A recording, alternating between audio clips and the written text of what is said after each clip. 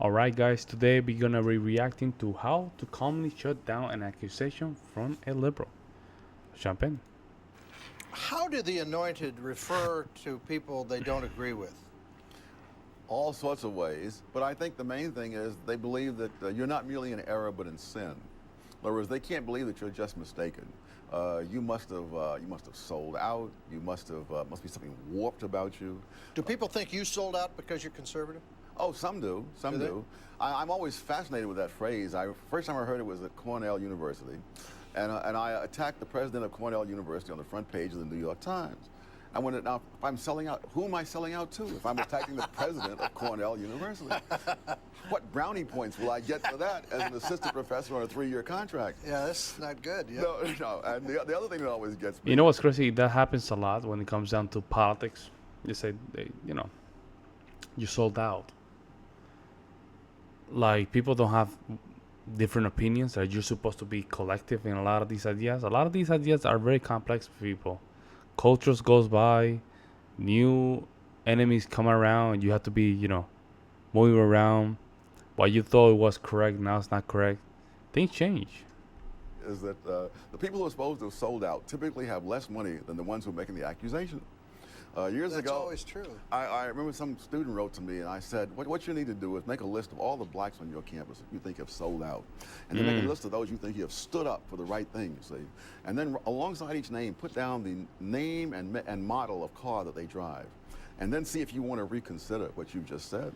But, when the liberals don't agree with people, they classify them as mean-spirited. Oh, yes. For the rich. Let me give you some classic liberal comments about conservatives.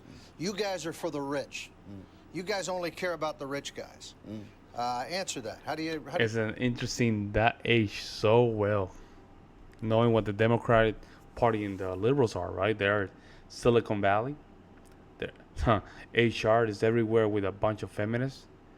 I mean, a lot of these companies are controlled by woke people and pronouns and all that stuff.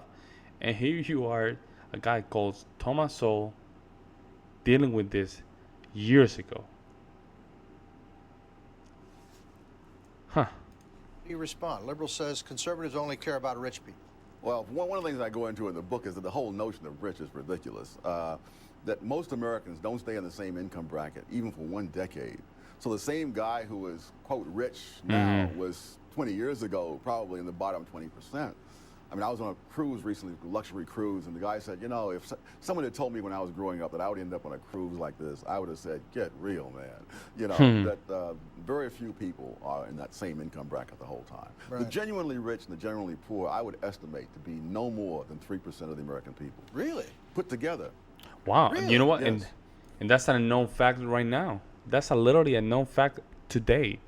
The rich people are between the 1 to 5%. It's a true statement. And this guy couldn't believe it, huh? Genuinely poor. Now, I'm seeing numbers like when they were talking about health care, they said, 30 million people couldn't afford it or something? That's a big number. Several million of those were making more than $50,000 a year. So it's not, see, this is one of the things the anointed do. They never believe that people make choices. There are people who have the money, they prefer to put that money into a BMW rather than a lot of young people didn't want health care. They were betting on their health. Yeah. Absolutely. And then this allows them to buy more stuff that they want to buy. So it's Good not a point. question that they couldn't afford it. It's a question they don't choose to spend the money.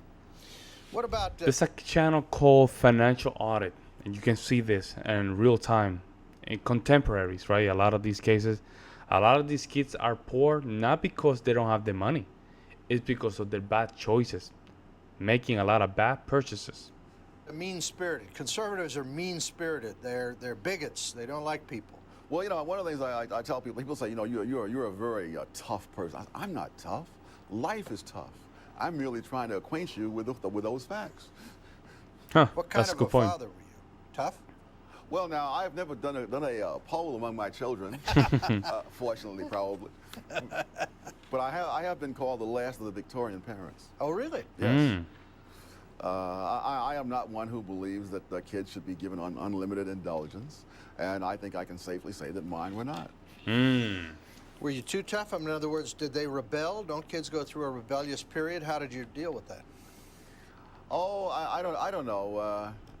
I'm not sure. I just Say, Handle here's it. what you should do, and that's it. When the kid's away in college and he's not and he's messing up, I simply say there'll be no more money. There you go. That's good. Hey. Yes, it sort of gets their attention. That's right, Absolutely, absolutely. Yeah. Yeah. Ooh, he just went at it. He just went at it. You mess up. You mess up. There's no more money. And you know what's crazy about this? A lot of parents. You have to understand, the same people that are criticizing the woke culture are the same people that are just funding it. Parents that are conservatives are funding their child being indoctrinated. They start messing up, but they don't. A lot of these problems that we have today are clearly a creation of our parents, our last generation. The people that say that the new generation is crazy when they're funding all this stuff. Have you guys thought about that? Boomers funded millennials and Generation Z going to school. How in the hell the kids got to school when you can say, well, they got into the federal program and they got the FAFSA and we got loans? Yeah, sure. Who put those ideas? Mom and dad. This is where the conservatives messed up. The reason they messed up is because they used to be liberals, but they never admitted that they were wrong. And something else that I noticed is a lot of conservatives in the early 2015, they were sounding like liberals. It was not later on when a lot of these discussions were happening. We were like, no, hold on. We need to conserve the United States. We need to conserve your culture. We need to conserve our institutions. We need to conserve everything. And I'm glad that a lot of states are just putting the 10th Amendment. We need to put Christianity back to school. I'm one of those guys that propose putting the Christianity, even in Muslim areas, everything.